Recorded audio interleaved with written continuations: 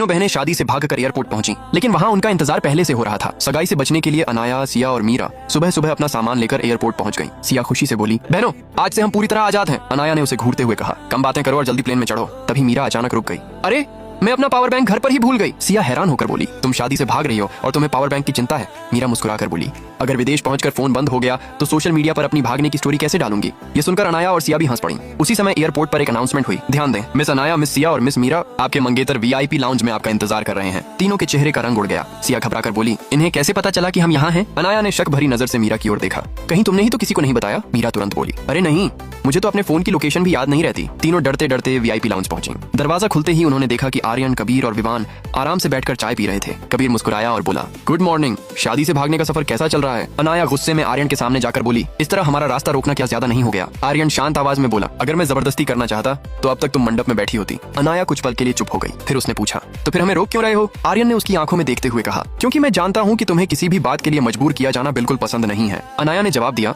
ये मत समझना कि हमें समझकर तुम इस शादी के लिए हाँ करवा लोगे। आर्यन मुस्कुराया, मुझे पता है, फिर भी हार नहीं मानोगे? कभी नहीं। क्यों? आर्यन ने धीमी आवाज में कहा, क्योंकि शादी से भागते हुए तुम्हारा यही अंदाज बिल्कुल वैसा ही है जैसा बचपन में हुआ करता था। अनाया हैरान रह गई। तभी एक एयर होस्टेस अंदर आई। सर, आपका प्राइवेट जेट तैयार है। सिया चौंक कर बोली, रुको, क्या तुम हमें जबरदस्ती वापस ले जाने वाले हो? कबीर हंस पड़ा, नहीं, हम तुम्हें वापस नहीं ले जा रहे। मीरा ने पूछा, तो फिर? कबीर मुस्कुराते हुए बोला, हमने सोचा शादी की बात बाद में होगी, पहले तुम तीनों को एक शानदार छुट्टी पर भेजा जाए। तीनों बहनें एक दूसरे का चेहरा देखने लगी। उन्हें समझ ही नहीं आया कि ये तीनों भाई आखिर उनके दुश्मन हैं या फिर उनकी जिंदगी का सबसे बड़ा सरप्राइज। आखिर इन तीनों भाइयों को सब कुछ पहले से कैसे पता था? जानिए अगले भाग में।